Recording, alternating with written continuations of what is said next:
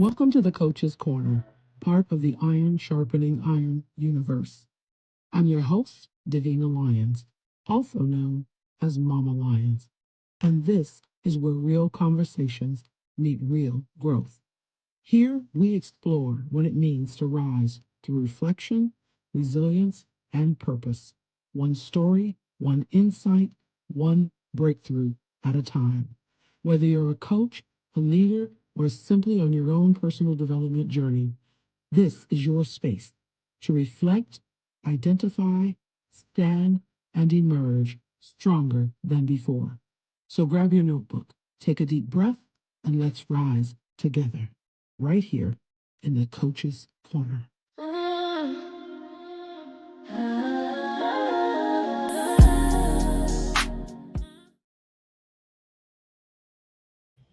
Welcome, everyone, to another episode of the Coach's Corner, where we bring you conversations that inspire growth, resilience, leadership, and authentic living. I'm your host, Davina Lyons, also known as Mama Lyons, and today we're diving into a topic that affects so many high achieving women: the hidden cost of success. Our guest today is Samantha Gregory, a self care alchemist, tech wellness consultant, and founder of the School of Self Devotion. After experiencing premature menopause at just 32 years old, Samantha transformed what could have been one of life's greatest setbacks into a mission to help women stop sacrificing themselves for success. Today, she teaches women, especially Black women, how to replace burnout with self devotion by creating nervous system informed systems that support boundaries, rest, pleasure, and sustainable leadership.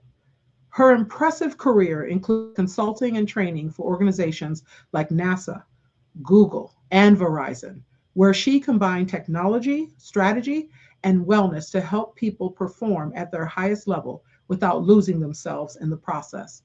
She's also the creator of the Self Care Oasis community, a podcast host, a writer, and an advocate for living life fully, not merely surviving it. Please join me in welcoming Samantha Gregory to the Coach's Corner.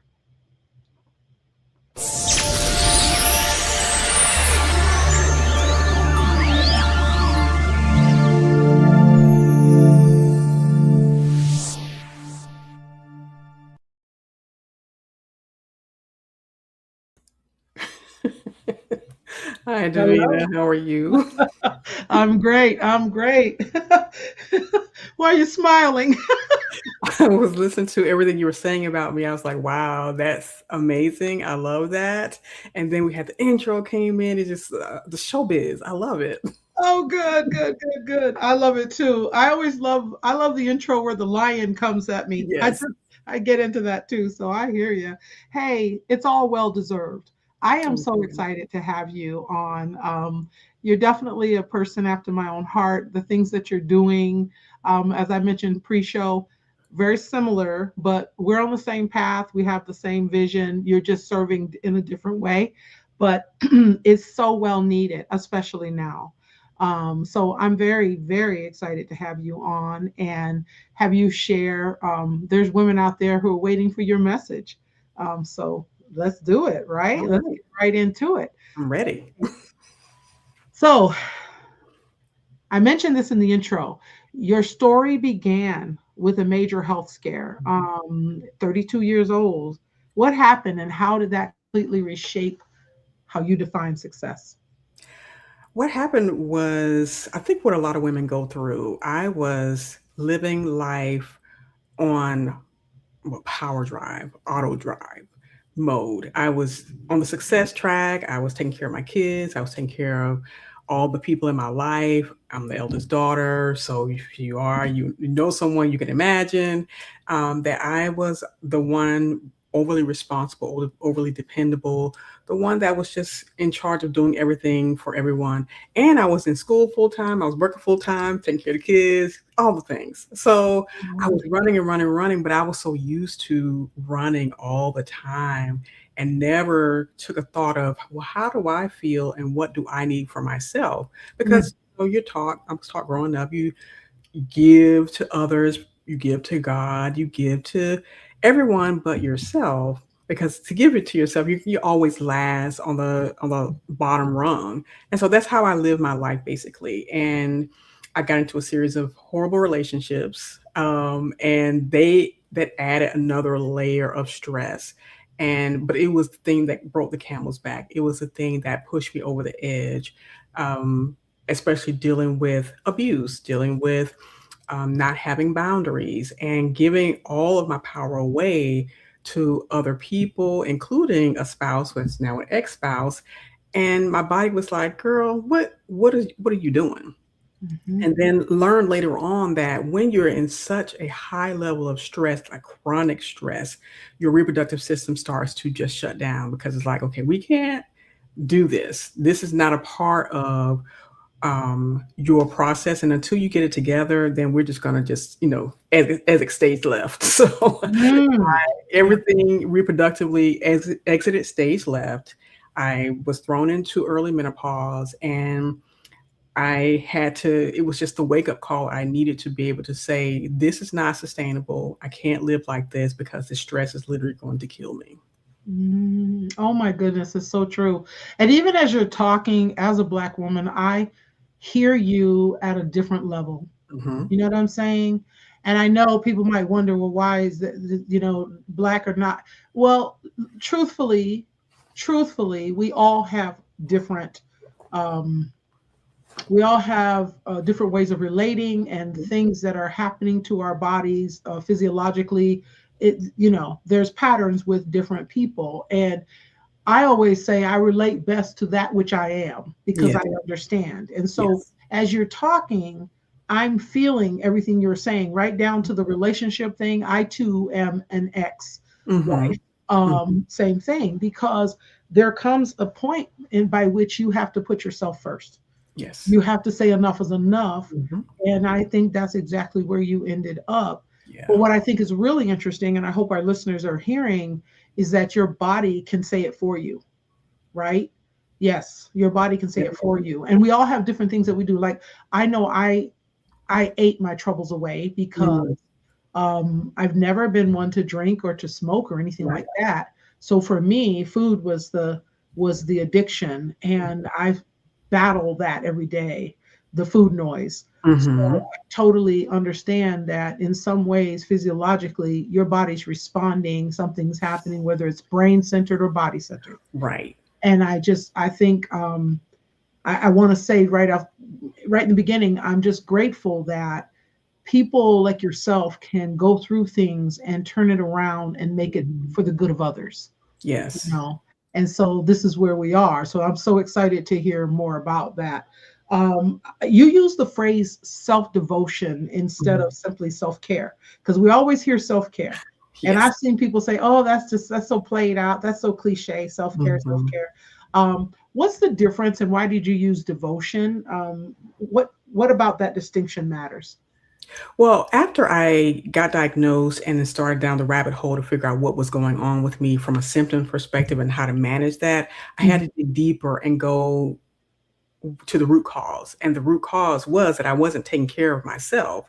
And so I started on this journey of radical selfishness and then radical self care. And in my mind at the time, it wasn't a lot of people talking about it that much. But I knew that for me, if in order for me to get out of this spiral that I was in, I needed to start taking care of myself. And so I focused on self care. From a radical perspective, which was building better boundaries, getting it back into balance, and then getting on a pathway to bliss, which is what I teach people now. And then as I started teaching more, talking more, writing more about this topic, and I was thinking, I was like, okay, so people aren't really differentiating between pampering practices, which is going to the spa, getting your nails done, and all the things, from what it really means to go deep within and turn your attention on yourself from an extreme and radical perspective so that it becomes a lifestyle choice and not just an escape hatch that you are looking for when you're on the brink of burnout or when you're in burnout. So I Mm, started talking about self-devotion because I mhm, think when you incorporate self-devotion or when you look at it from that perspective, you are literally centering yourself. mhm, You become self. devoted, self-connected, self-driven, so that you are not losing yourself in any other relationships or in your work or in anything outside of yourself that Mhm. makes you, like I said, lose yourself.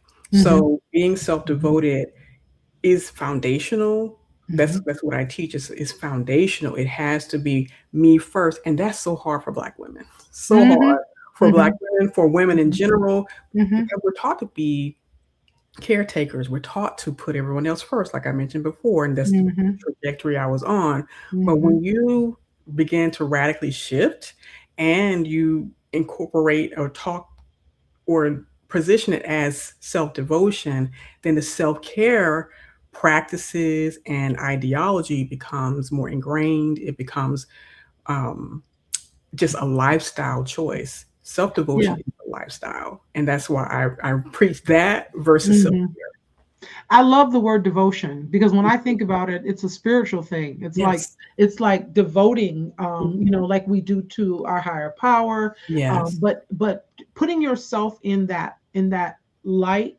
it Mhm. it does it does become more embodied, and it does. Yes. To me, I think it lasts longer. And Absolutely. I'd never thought of it that way. So Mhm. see, you've taught me something that going forward, I will probably say self devotion as opposed to self care, but I Yeah. understand that self-care is a much more relatable term, so you have to use both. Right. But I definitely appreciate that. And as you were talking about how we're taught to take care of others, my mind goes right to the what my mother taught me and what I Mhm. saw versus what she told me. But what Mhm. I saw was her catering, and always, from the meals, the cooking, the cleaning, the everything she did that with pride. Mhm. And when you're a young girl and you're watching your mother, then you think when you get in a relationship, that's what I'm supposed to do. I'm supposed to cater. But Right. there's another side of the equation that says someone's supposed to cater to you too, Mhm. in the sense of, you also need that love back, and if it's not reciprocated, you're giving more, that's causing more stress. Right. So I do appreciate the notion that while we do want, to be nurturing, we also need to understand that we have to get fed at the same time. And so, because we can't do anything from an empty cup, right? Absolutely not. Absolutely Yeah, not. I'm yeah, always preaching fill yourself up to the overflow and only yes, give from the overflow. yes, yes. I love that. I love that. So many women have built an identity around being dependable, capable, Mhm. and always available. And that's part of what we're talking about. So, why is that identity so difficult to let go of? Well, I think the key word is identity. Mm. We identify with whatever gives us the most, not satisfaction, approval. We get a Wow. stamp of approval by having an identity of being a caretaker, because when the people around us reward that, that's where we gravitate towards. We want to go along to get along. We want to Right. make sure we're not making waves or ripples in the ecosystem, and we are wanting to make sure that we are not being a troublemaker or giving people a hard time. We just want to be palatable for Right. everyone around us. And so I think that's why it's so difficult, because when you stop being the dependable one, the capable one, the Mhm. one who everybody can turn to, then you become a villain. And Say that. who wants to become the villain? Because a villain has been villainized, but the person who's the villain is really the one who has the autonomy, the Right. voice to be able to say, no, this doesn't work for me. This is not a reciprocal relationship. Why am I doing all the giving while everybody's doing all the taking? And so when you become the villain, you ostracize yourself, or the potential is there to ostracize yourself. The potential is to be kicked out of the group, kicked out of the society, and forced to fend for yourself. And because we're such community minded, since we are so relational, especially as women, we don't want to do anything to rock the boat. We don't want to do anything to jeopardize that relationship. But the quietest is kept is there are so many like women who are doing this now and who can become your community, because they too have decided, I'm not going to just be one that everybody runs over. I'm not going to be the one who's capable, who's dependable to a fault. And while I'm being sapped of my energy, extracted from, and I'm used as the scapegoat in everybody else's life.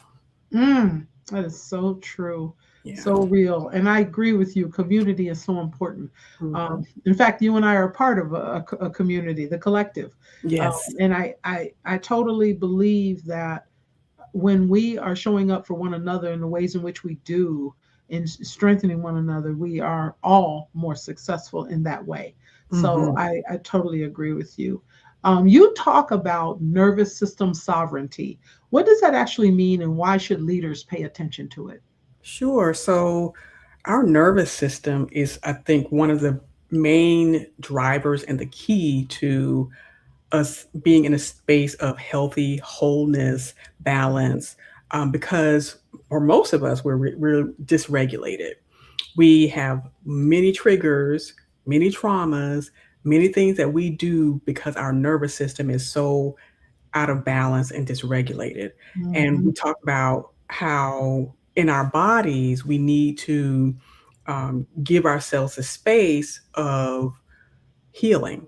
And so we can't really do that if our nervous system is always firing off. mhm, We're always being triggered by a word that someone says, a smell, a memory, or what have you. And so nervous system sovereignty is all about mhm, pulling your nervous system or healing your nervous system in a way that most people really don't do on a daily basis. Is checking in with yourself, is grounding yourself, is giving yourself time and space to allow the release of the energy that's been stuck or stored in our nervous system that causes the triggers, the mm, memories that are in our bodies that we probably may or may not be aware of. And I think more and more people are becoming more aware that, yeah, something is going on. I can't move in a certain way without my body just seizing up, me going to fight, flight, freeze, fawn, or and even a new word, flop, where you just kind of default,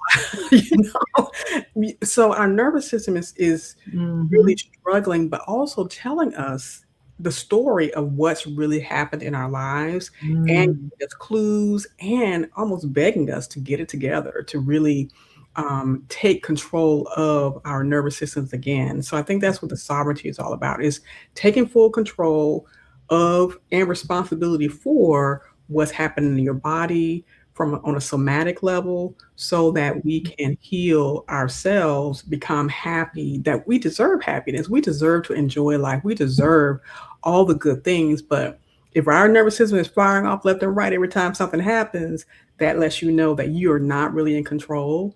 And retaining and regaining the control, reclaiming that is when you start to heal your nervous system. mm. Very, very powerful.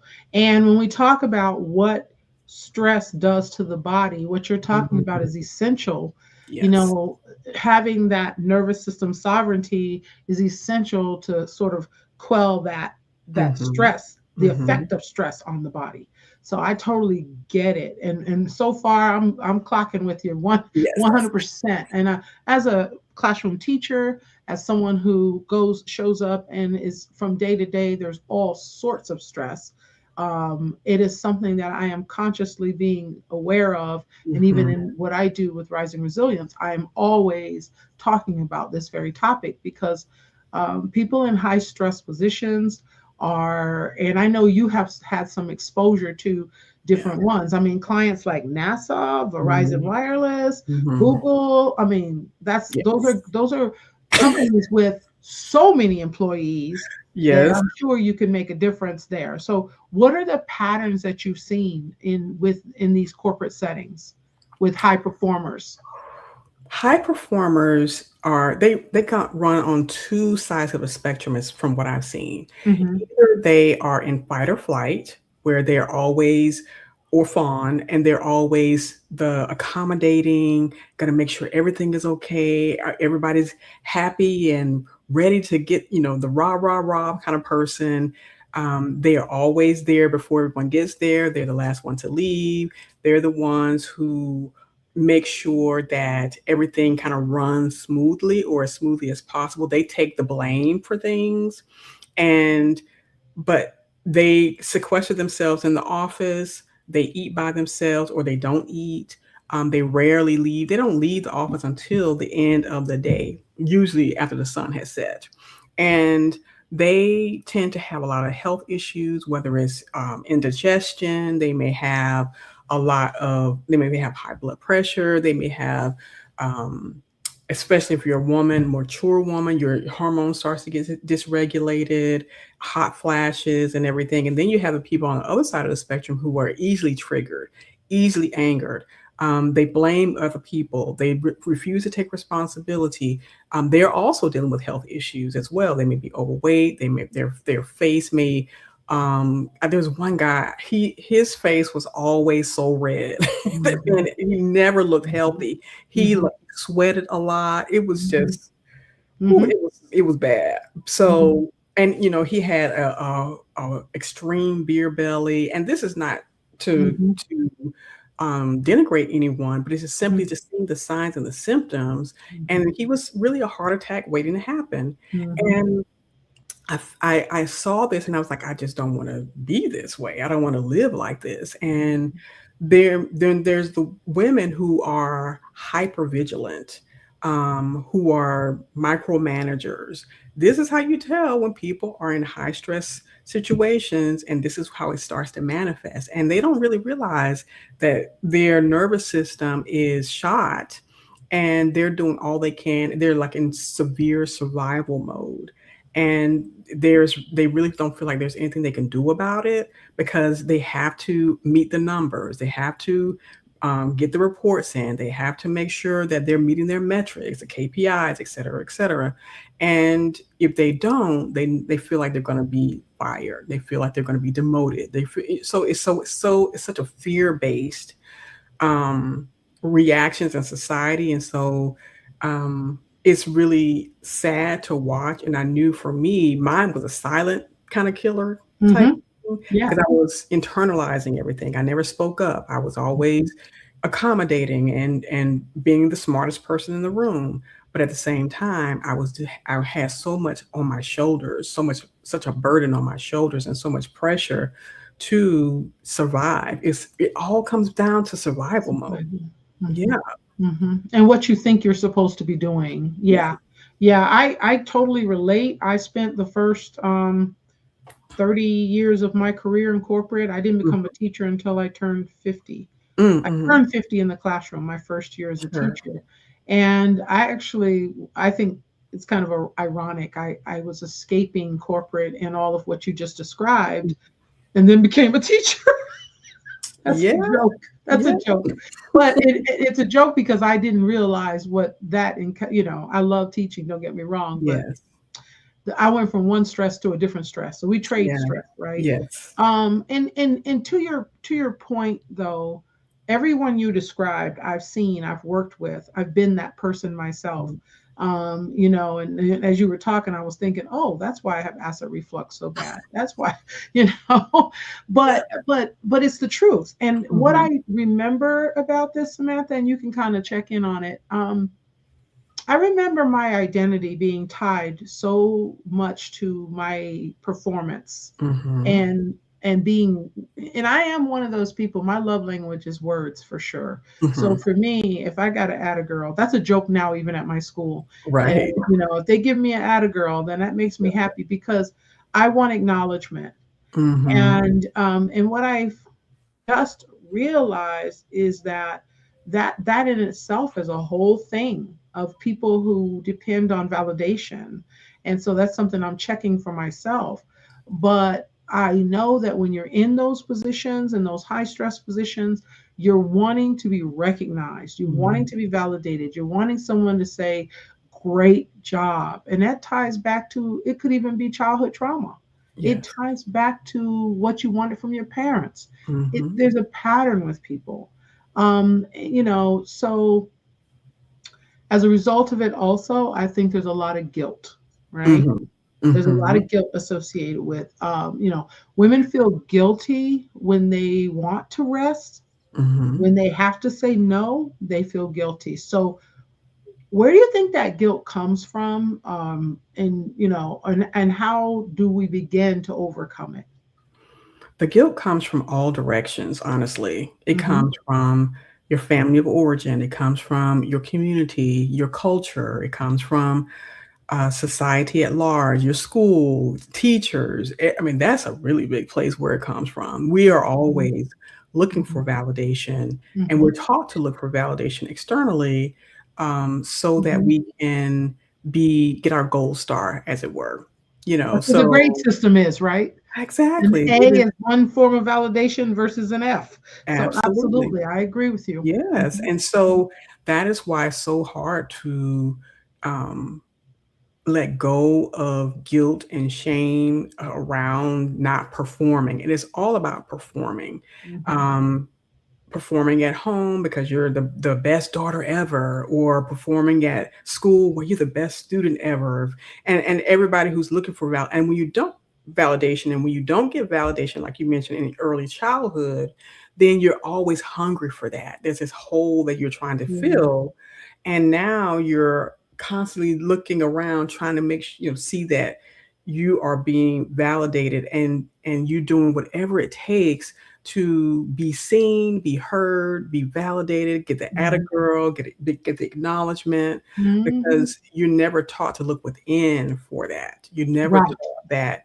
you can do that for yourself, because it's Absolutely. absolutely in you. And as a human being, you are deserving of that. You're already validated. Absolutely. The fact that you made it through the birth experience and you made it through childhood, that is That's monumental. But you're we're right. it's so downplayed, and so we don't Mhm. have the um training, the teaching to say, you know what, you're amazing just the way you are. Just give yourself a pat on the back, Mhm.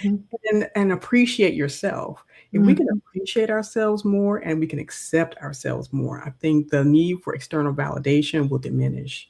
I'm not saying to go away completely, because everybody wants Right. it.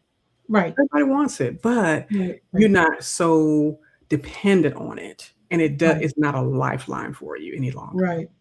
And I have to tell you that I learned what you're talking about. With me, it shows up in relationships. Mhm, I would, if I'm in a relationship with someone, and I my partner is not acknowledging or not, you know, communicating with me the way that I want to be communicating, even though I'm going all out because that's what I do. mhm, It was my mood is fluctuating right along with that, and mhm. I can't. That's not a way to live, and I've had to Yeah, check myself on that and really work on that too. mhm, We have expectations because I think when we are someone who crave validation, we also are always expecting it. And in doing so, it's, and so when you get advice or you talk to someone, I know I get told when I talk to my coach friends and this, that, and the other, well, you got to focus on yourself. And we say that all the time. What does that look like? I know you have an event coming up that talks yes. about that. So tell us about your event.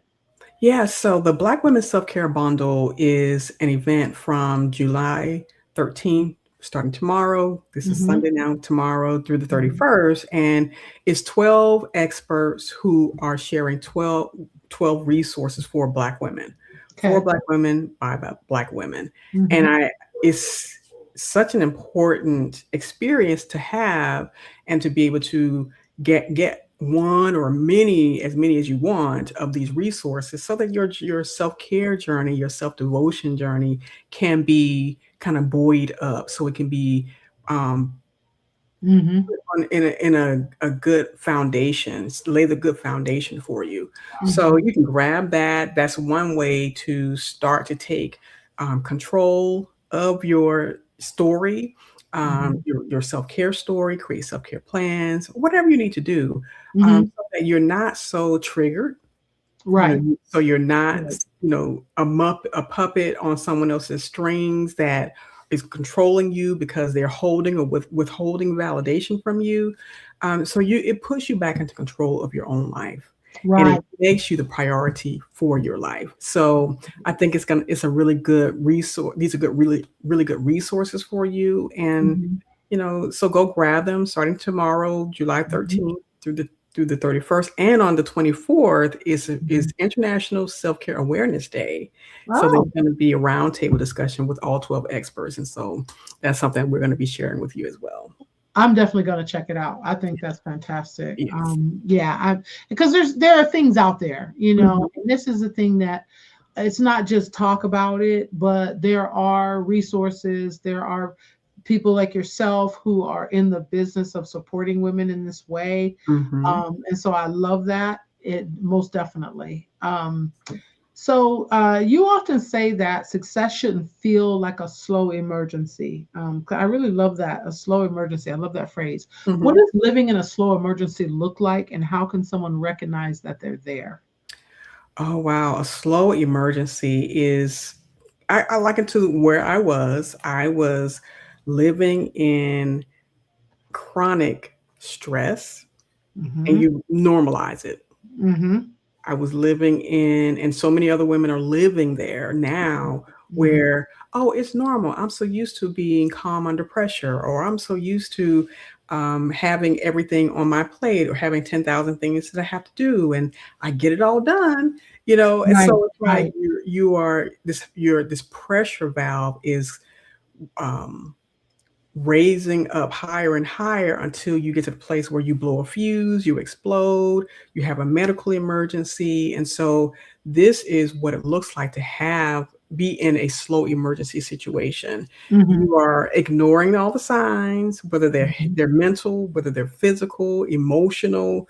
You just kind of say, "Oh, I'll just take care of that." You ignore your doctor's appointments. You ignore the tick in your eye. How many of us Mm-hmm. have that tick in our eye Mm-hmm. The where it's just nervous tick. twitching? Yes, and you're ignoring those things. That's the This is truth. what a slow emergency looks like. And so Mm-hmm. the way to start to ease that is to self, starting with a physical, Mm-hmm. not just the mental health checkup. Right. Um, Start with grounding, Mm-hmm. start with coming back to yourself every day.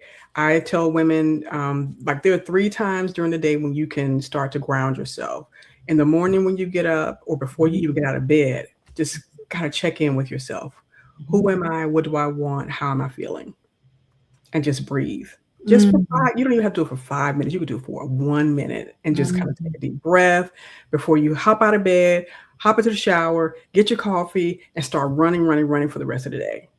Okay, that's one way. The second is at lunchtime. Lunchtime reset. Okay, where am I?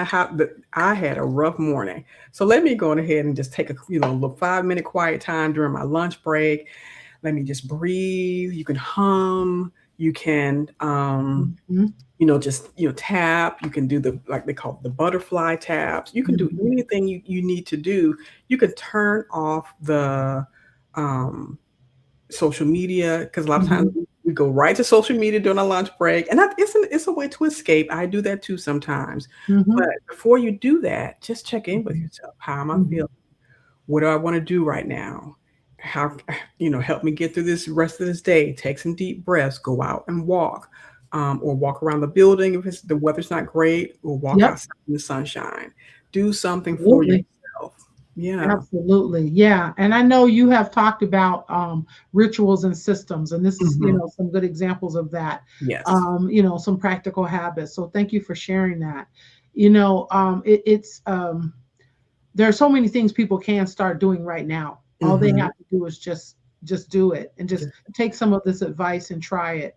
I started the morning ritual of grounding myself, but I Hmm. haven't done it at lunchtime because and that's interesting because lunchtime usually you think it's your moment depending on the job you do or where you work, but some people work right through their lunch. That's They right. don't take the time that they give the lunchtime back to the company basically, and they're Hmm. eating and still working, and that is indicative of a whole different issue, obviously, Yeah. right? But I used to be that person who would give a side eye to someone if they didn't work through their, Right.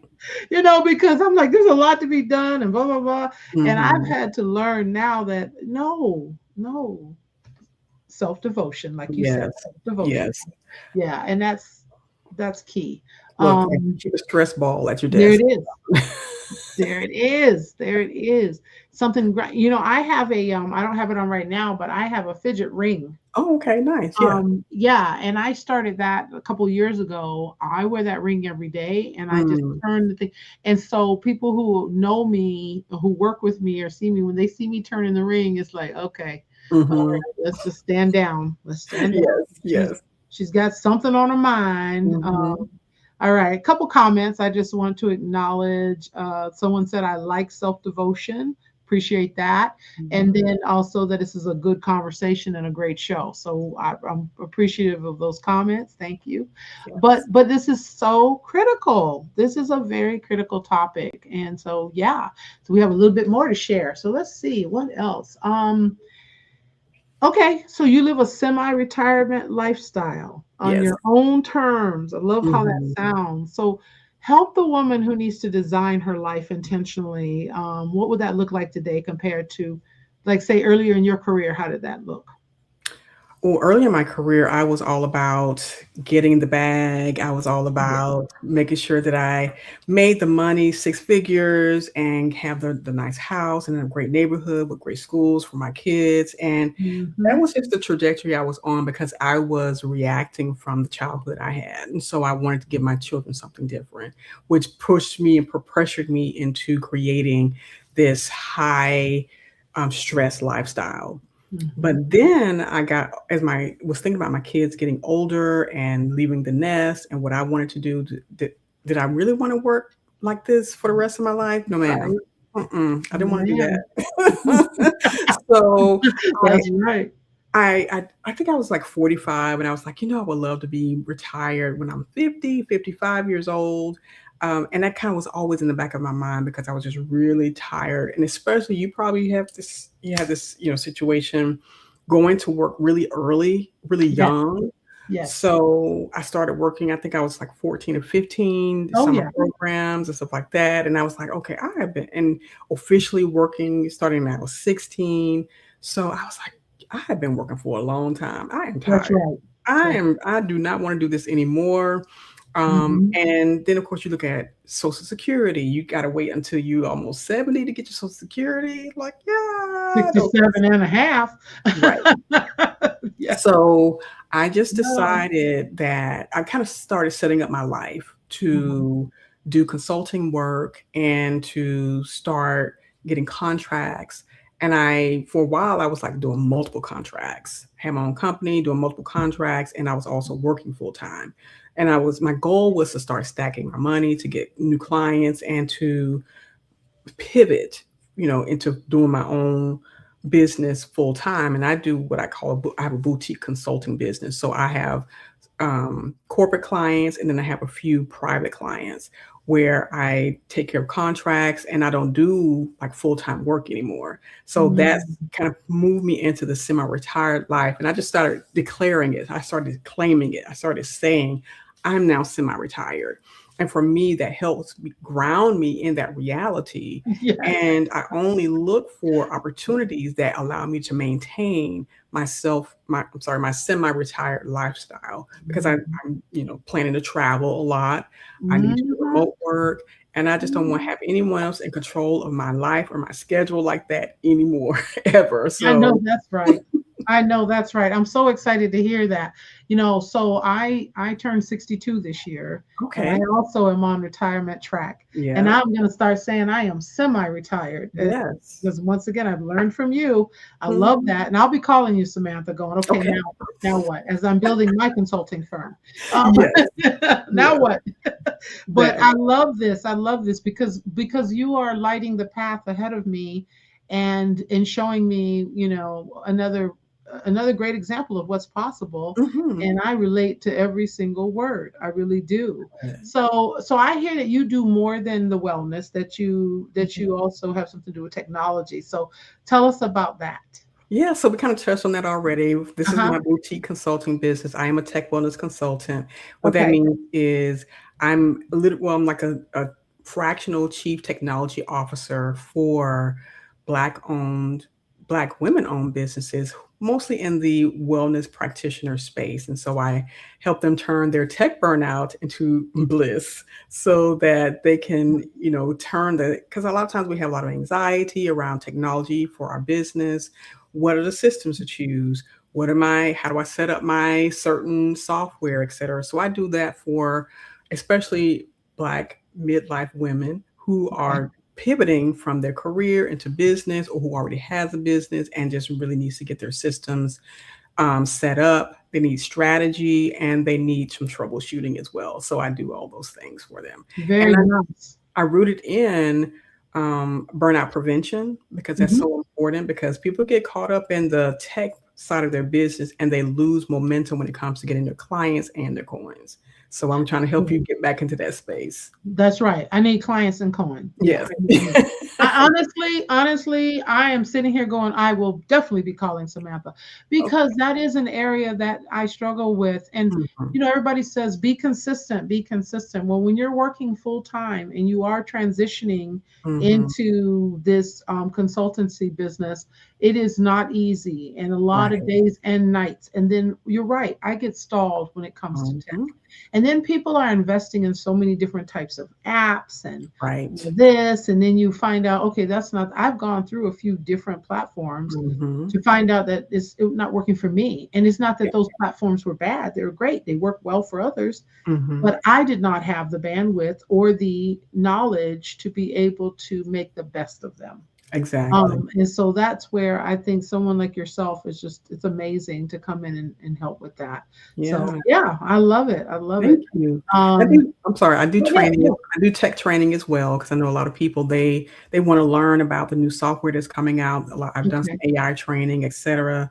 I don't okay, focus on AI as much because people are just wanting to get the basics of their business set yeah, up, and right. AI can either help you or hinder you a bit if you get kinda distracted by it. So I Yeah, do. you can go down an AI rabbit hole. Yeah. And I've been guilty of, I research something, then it takes me on to something else, Mhm. takes me on to something, and I just keep going and going and going. And I've got pages of stuff because I'm still old school. I'm going to Yeah. print everything.